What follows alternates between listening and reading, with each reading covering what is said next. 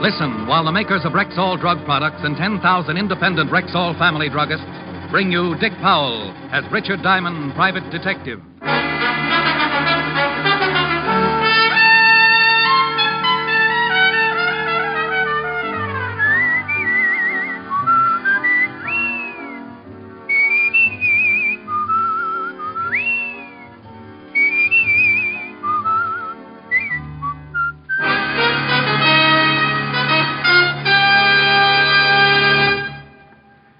Good evening. This is your Rexall family druggist with a welcome from the 10,000 independent druggists who have made the word Rexall part of our own store names.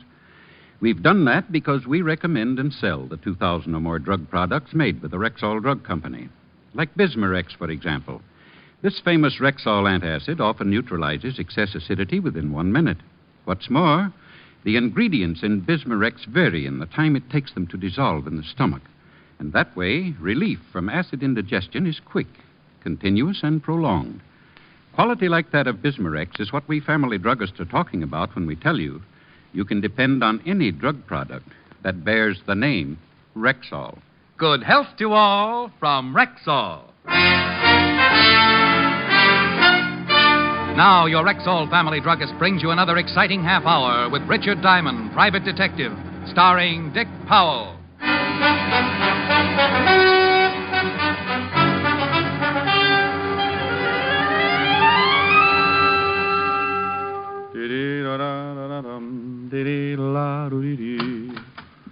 Mr. Diamond? Well, are you Mr. Diamond? Oh, my goodness, yes. Come right in. My name is Wolfe. Well, unofficially, so is mine. Sit down. Thank you. Oh, no, my pleasure. You must get a dividend from the nylon companies. Be terrible if there was a shortage. I'm well stocked. Yeah. What can I do for you? Start by calling me Edna. Well, then what? I'd like you to follow my husband. As a detective or a replacement? I think he's been seeing another woman. Why? Have you been running around the house in a diving suit and swim fins? I've always tried to keep myself attractive for my husband, Mr. Diamond. Well, then if your husband is seeing another woman, Mrs. Wolfe, it's got to be an optometrist assistant. Well, thank you. I think you and I are going to get along just fine. Well, now that we're all agreed, tell me some more about your husband. What makes you think there's another woman? Usual things. The way he's been acting. Business appointments every evening. Nothing else? He received a call late this afternoon. I listened in on the extension. It was a woman. She called the house? George was very unhappy about it, warned her never to do it again. She give a name? She said, "This is Nancy. I must see you here tonight at 8 o'clock. She didn't say where here was, did she? No, George seemed to understand. Probably her apartment. Probably. If he's seeing another woman, I want a divorce, Mr. Diamond. And you need grounds. Yes. 100 a day in expenses, Mrs. Wolfe. Edna. It's still 100 a day in expenses. Here's 200. I hope that's enough of a retainer. Oh, that'll keep me interested for quite a while. Now, tell me, what does your husband do? I mean his business. He's in steel. How much in? Oh, very much. He's vice president of his company. What does he look like? Well, here's a picture of him. Well, I'll start right away and see what I can find out for you, Mrs. Edna. Yeah. Well, look, after I found out just how unfair your husband's treating you, I might lend you my shoulder to cry on. And I'd just about have to call you Edna then, wouldn't I? By 7 o'clock, I was standing across the street from her house waiting for her wandering husband. By 7:30, a man stepped out on the sidewalk and hailed a cab. I recognized him from the photograph as George Wolfe, and I started the tale, following him east across town to an apartment house on 47th Street. By the time I got in the lobby, it was deserted. A list of names on the mailboxes showed the only girl named Nancy in the building was a Nancy Fowler. So I headed for her apartment. Her door was at the far end of the hall, and I was halfway to it when George Wolfe bounded out and ran right into me. Let me go. Take your hands off of me. You forgot to close the door. Get out of my way. What's the matter, friend? You look like you ran into a yard full of snakes. Will you get out of my way, or must I use force? Well, use all you like, but I think you better go back and close the door. No. Yes. Stop it. You can't do this to me. Well, I hope you aren't always this wrong. No, please. Now get in the room.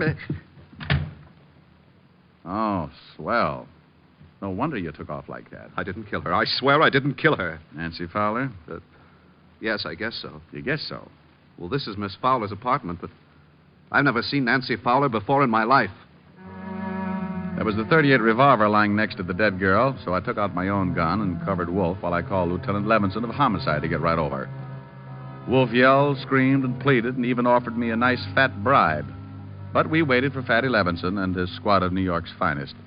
He finally arrived, but New York's finest was poorly represented.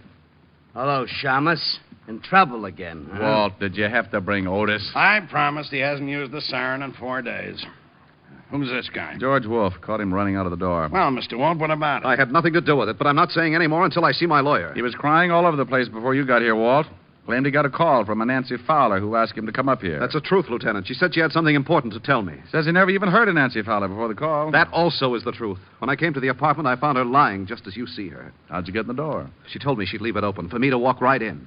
Bullet came out the back just below the shoulder blades, Lieutenant. You on the gun, Mr. Wolfe? I refuse to answer any more questions. Okay, take him down to the car, Otis. Come on, you. Rick, just how did you happen to be in this building at this particular time? Well, I was hired by that guy's wife to tail him. He was supposed to be playing illegal footsies with a female named Nancy. The dead girl? Well, the wife just knew the first name was Nancy. The girl who's supposed to live here is named Nancy. Nancy Fowler. I've never seen her before. Maybe the dead girl is one and the same. Well, I'll get an identification and have the gun checked by ballistics. In the meantime, I'm going to give this apartment a good going over. Mind if I help? Now, what kind of an answer do you expect to that? You will anyway. He was so right. We started going over the apartment room by room, closets, drawers, everything. In 10 minutes, the coroner and the boys from the lab arrived, and in the bedroom, Walt found something. Take a look at this. Ah, a jewelry box.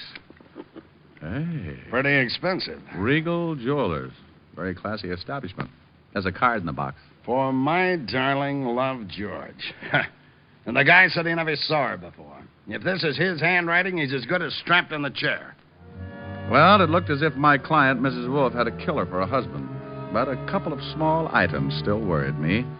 So I left Walt and went downstairs to find the switchboard operator. Oh, are you with the police? I just left them. Tell me, dear, do you keep a list of the calls that are made through the switchboard? Sure, it costs the tenants 10 cents a call. May I see the list? Yeah, I guess so. Here, handsome. Gee, nobody's called me that since I had long blonde curls and a gold yo-yo. I looked over the list of telephone calls and found the ones made by Nancy Fowler during the past 3 or 4 days. The last call listed from her apartment had been made at 7:45 that evening to a familiar telephone number. The same number Mrs. Wolfe had given me when she left my office earlier. I left for the home of Mrs. Edna Wolf. Yes? Oh, Mr. Diamond, you shouldn't come here. What if my husband... Your husband's spending the night out. What? In a cell, all alone. Oh, you'd better come in. Now, what in the world are you talking about? And it looks as if your husband killed a girl this evening. Oh, no. That's the way it looks. Oh, please, sit down, Mr. Diamond. Thanks. I caught him running out of the girl's apartment, forced him back, and found the girl shot to death on the floor. Nancy Fowler? Yes, I think so. It was her apartment. The police are making identification now. Oh, it's just terrible. I wonder why he did it. Were you here in the house at 7:30 this evening? Well, no, I was with a friend until about 8:30. Well, a call was made to your house from Nancy Fowler's apartment. She was charged for it, so the call was completed. But she probably talked to George. Your husband swears he didn't know the girl. Claims he got a phone call, and she asked him to come right over. That she had something to tell him. He knew her all right. You remember, I told you I overheard them talking. Your husband own a gun? Well, yes, I believe so. You know what caliber? No, I don't know anything about guns. A bracelet was found in the dead girl's apartment. The card with it was signed Love, George. Oh, it looks pretty bad, doesn't it? If it's his handwriting, it does. Well, I guess he deserves it, but I'll call our lawyer and see what can be done. I'll keep in touch, Mrs. Wolfe. I hope you will. Just because the case is finished. Well, there are still a few things that bother me, so I'll just kind of keep looking around until I'm satisfied. You mean you think maybe my husband didn't kill the girl? There's an awful lot of evidence that he did, but there's still a motive to be found. You've got the grounds you wanted, so from here on in, anything I do for you or your husband will be on my own time. Anything you do for my husband, I'll be glad to pay for. Oh, well, now, that's real nice.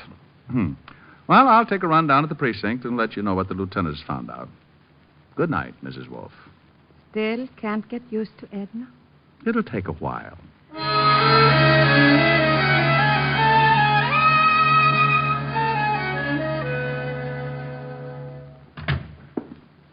But you'd be in bed by now, Rick. My landlord short-sheeted me. What did you find out, Walt? The dead girl was Nancy Fowler. Figured. And George Wolfe did do the killing. His gun? Yeah, we checked the registration. His gun, his fingerprints on it, his handwriting on the note in the jewelry case. What does he say about the bracelet and the note? He bought it all right. We checked. Regal Jewelers. Says it was for his wife. You expect him to say something different? No. What's the motive? We'll find it. Probably another man. Here's the report on the dead girl, Lieutenant. Well, isn't it a little late for you, Otis? Why aren't you out flying around some belfry? He's picking on me again, Lieutenant. Maybe you'd like me to tell him about the time I caught you sleeping in the attic hanging by your toe. Oh, not you too, Lieutenant. Otis, I hear you've been picking up some extra money posing for Charles Adams. I don't have to take this. I know my rights, and I ain't no bat. Here's something on the dead girl. She works at the Gilded Cage, a nightclub owned by Eddie Young. Eddie Young. Wow. There's a nice little fella. He'd set fire to his grandmother if he thought it was too cold in the room. We'll have a talk with him tomorrow. Well, I guess I better be going. Sure. See you later. Yeah, I could sure use some sleep. Yeah. And, Rick, when you get over to Eddie Young's club, give him my best. Smarty. The Gilded Cage, where Eddie Young ruled as proprietor and keeper for his flock of hired gorillas, was only about 6 blocks away, so I decided to walk it. But like always, I start in one direction and end up getting sidetracked. Keep walking, Diamond. Don't turn around. You caught me when I'm right in the mood. You turn around, I shoot you. What's the matter? Don't you want me to spot your Tony? Over to that car. Okay. Quit poking. Your muzzle's cold. You drive. I'll get in the back. Oh, I forgot my glasses. Can't see 3 feet without them. Get in. But I have a restricted driver's license. You want it right here? I can wait. Where to? Just start driving and don't turn around.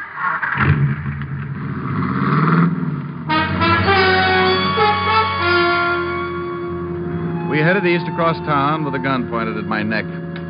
I tried to get a look at the guy in the rear vision mirror, but he was sitting too far to one side. I didn't know where we were headed, but I had a pretty good hunch why we were going there. Turn right. And take it a little slower. I don't want to have to shoot a cop. Well, if we're headed for the river, I've seen it. From the bottom? Don't you think we'd better stop at a bathhouse or something? I know a spot where you can go in, clothes and all. Okay. But if there's anything I hate, it's getting my money wet. Turn right again. We were headed for a cross street. I could only turn right or left. A big warehouse was dead ahead. I eased down on the gas, and we picked up speed as we neared the intersection.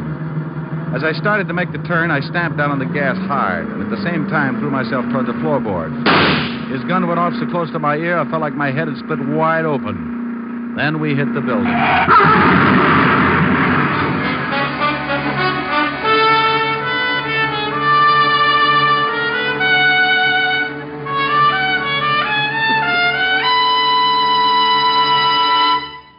You're listening to Richard Diamond, Private Detective, brought to you by the makers of Rexall Drug Products and your Rexall family druggist. And here he is. Last week, a customer said to me, I wish I knew some way to be sure I'm getting enough vitamins. Some way that's easy. Yes, and inexpensive, too. well, ma'am, millions of people have found the easy way to do that. They take Rexall Plenamins. Plenamins? Rexall's popular multivitamin capsules. Just 2 Plenamins a day give you more than your minimum daily requirement of every vitamin for which such requirements have been established. Well, you can't expect much more than that. Yet Plenamins do give you more than that, for they also contain valuable liver concentrate and iron, plus other factors of the vitamin B complex. Say, they sound expensive. On the contrary, Rexall Plenamins cost you only a few pennies per day. Ask for Plenamins at Rexall drugstores everywhere, and remember, you can depend on any drug product that bears the name Rexall.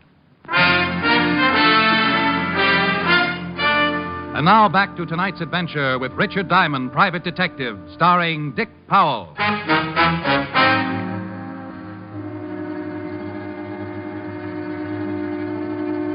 We had hit the building and pushed our way halfway through the brick wall.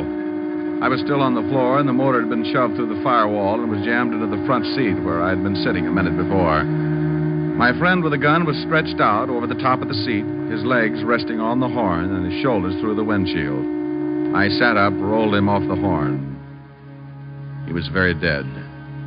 Before a crowd could collect, I climbed out and got to a phone, called Walt.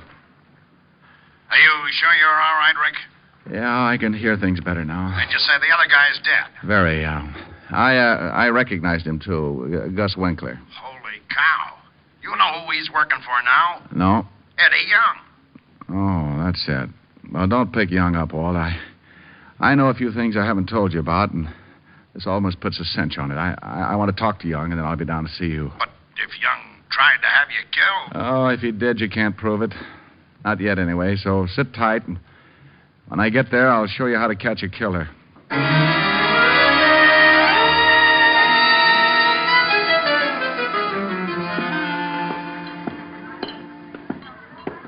You going someplace, chum? Yeah, right through that door, chum. That's Mr. Young's office. Maybe he don't want to see you. Maybe he don't, but he's going to be disappointed. You ain't going in there, chum. You see, everybody gets disappointed sooner or later, chum. Yeah, what... Aren't you in the wrong room? That's what your boy outside thought. I changed his mind. Are you sure you ain't looking for Bellevue, Shamus? You're kind of a mess. One of your boys, Gus Winkler, tried to give me swimming lessons. He can claim his body at the morgue. I don't know what you're talking about. Somebody else who works for you got killed tonight, too. Yeah, who? Nancy Fowler. What? Oh, come on, Eddie. I couldn't stand it if you started crying. Who killed her? The police are holding a man named George Wolfe. Know him? No, I don't know him, but Nancy's talked about him a couple of times. Hey, boss, that guy just... Forget it, Lou. Well, boss, he... Forget it, will you? Go on, beat it. Okay. You know, Shamus Lou's a pretty big boy for you to go pushing around. He's liable to stay mad. So Nancy said she knew this George Wolfe. That's right. Ritual guy, from the way she talked, she was taking him good. Where were you between 7 and 8 this evening? Right here in this office. I got witnesses. Oh, I'll bet you have. Okay, Eddie, I'll see you around. I left the office knowing how close I was to the whole answer and called Walt at the precinct. I told him to meet me up the block from the Gilded Cage, and 10 minutes later, he pulled the squad car up to the curb, and I climbed in. You find out anything? Yeah, but I have to know one thing first. What time was Nancy Fowler killed? Coroner's report puts it at 7:30. Well, that ties it. Now, would you mind telling me what it's all about? I'll do better than that, Walt. I'll show you. But we've got to wait until Eddie Young leaves the cafe and goes home. It was around 12:30, and we settled back to wait. And with an impatient cop sitting next to me, it wasn't easy. Around 1 in the morning, a boy brought Eddie Young's convertible up in front. We watched Eddie climb in. Okay, Walt, tail him. We stayed close, following Eddie Young across town until he pulled up in front of his apartment and turned into the basement garage. Give me 5 minutes, Walt. Then come on up to Young's apartment. Why can't I go now? Because what I'm about to do isn't quite legal, and I couldn't stand seeing you blush.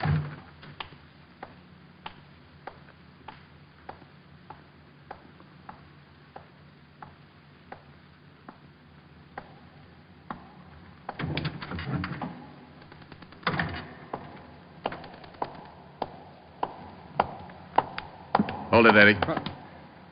Hey, what's going on? One yell and I'll kill you. Look, Devin. Come on, put away that gun, will you? What do you want? Let's go up to your apartment. But please believe me, Eddie. I'll do something bad if you get out of line. We rode the elevator up to Eddie's 8th floor apartment. I shoved him in the door ahead of me and then made sure there was no one else around to give me any trouble. All right. What do you want? Pick up that phone. Okay, but take it easy with that, will you?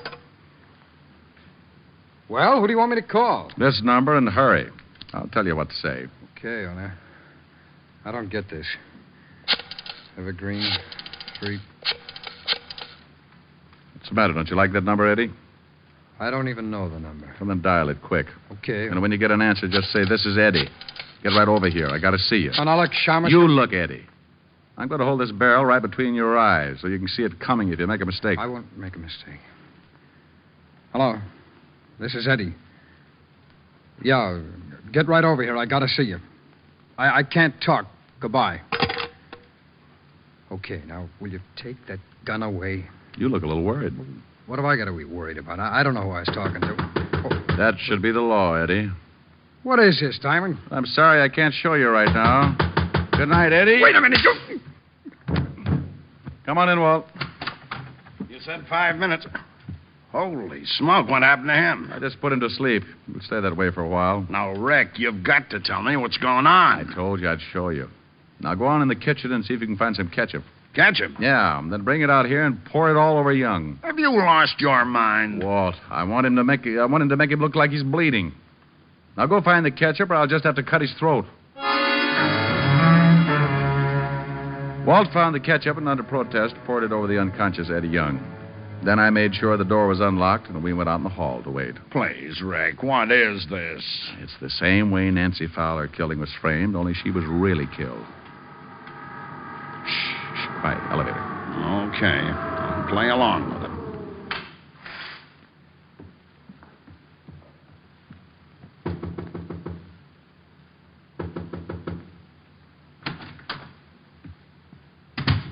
Let's go, Walt. All right, hold it, Miss Wolf. Oh, Mr. Diamond, he's dead. He's dead. His hair is all covered with blood. Why did you kill him? Kill him?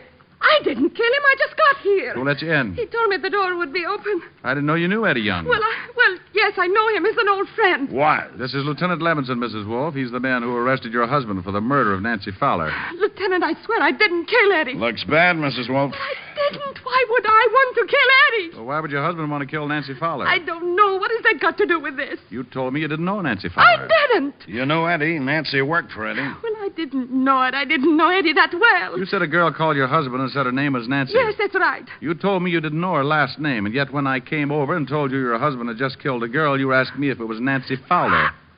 That's a lie. You said that Nancy phoned your husband that afternoon. She did. I swear she did. And yet Nancy Fowler's hotel switchboard has no record of a call being made to your phone any time in the afternoon. They made a mistake. But at 7:45, a call was made from Nancy's apartment to your phone number. Then she must have called my husband again. According to the coroner's report, Nancy Fowler was dead at 7:30. Oh, Mrs. Wolf, I can swear your husband didn't go into that building until 8 o'clock. I was following him. I guess it doesn't make any difference what Eddie did. Did Eddie kill the girl? Yes. I called my husband. I wanted to get a divorce. And his money at the same time. Eddie knew Nancy, so we decided she'd be the one. She let Eddie in. He made her call my husband. Then he shot her. The gun and the bracelet. You just took them out of your husband's dresser drawer and planted them in Nancy's apartment? Yes. I found the bracelet in the drawer with the gun. I guess my husband was going to surprise me. Eddie is moving. Oh, Eddie, darling. Hey, what happened? You're hurt. You're bleeding. Bleeding? Stay still until we can call it. Wait a minute, will you? Hey, what is this stuff? This isn't blood. I'm covered with ketchup. Ketchup? Ketchup? Why, you dirty no good! Eddie, we've been framed. Framed? They're all yours, Walt. Why? Good night, Mrs.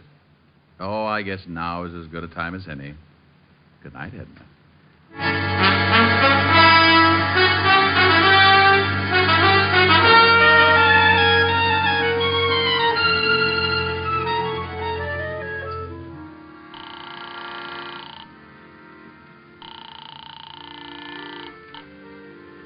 Yes? Helen? It's Rick, honey. Oh, isn't that sweet? I was just dreaming. Rick, it's 4 a.m. Where are you? Well, I'm helping Walt close up the Gilded Cage. Helping Walt close up the what? The Gilded Cage. Nightclub. I hear music. Bud and his accordion will love you. Are you drinking? Honey, I'm with the police force. What was that? Well, that was Walt. He said, Rick. You stood me up this evening. Well, I'm going to make up for it, honey. Listen. Okay, 1, 2.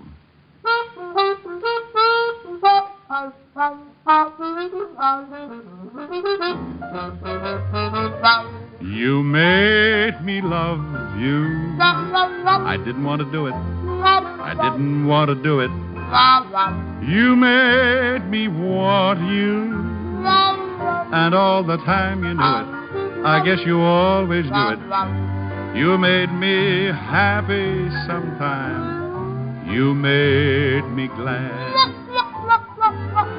But there were times, dear, you made me feel so bad. You made me sigh, for I didn't want to tell you. I didn't want to tell you.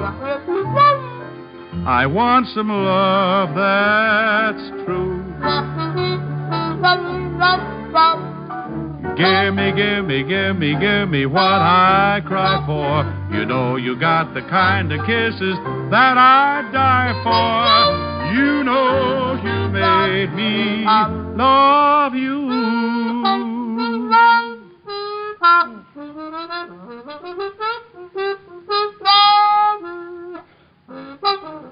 Abe. Abe? That's enough, Abe. How was that, honey? Honey? Honey? Oh, well. Gee, you like it? Well, of course she did. She'll be dreaming about it for the rest of the night.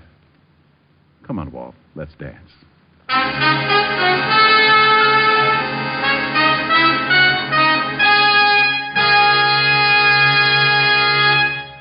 Once more, here's your Rexall family druggist. No faster-acting aspirin made. That's Rexall aspirin.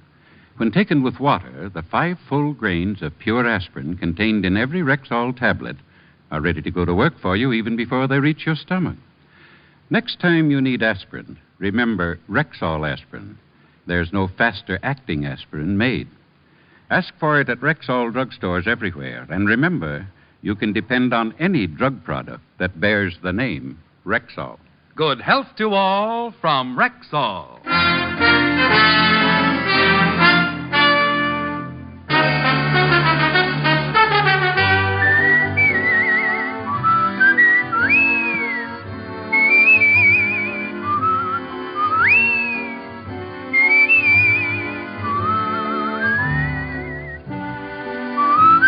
Richard Diamond, Private Detective, stars Dick Powell in the title role and is written by Blake Edwards with music composed and conducted by Frank Worth.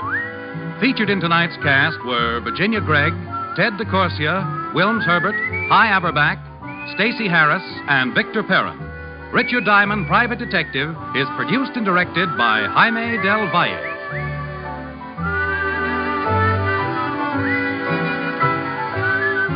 This is Bill Forman inviting you to be with us next Wednesday at this time when we will again bring you Dick Powell as Richard Diamond, Private Detective.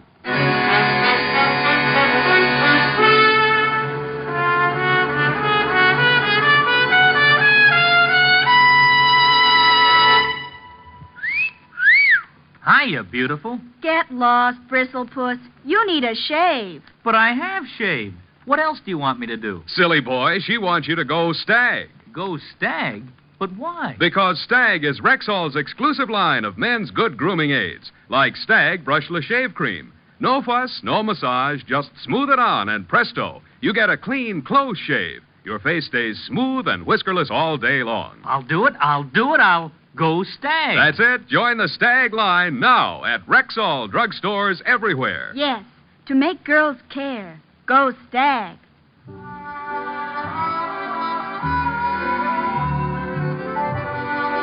Sarah Berner will delight you tomorrow with Sarah's Private Caper on NBC.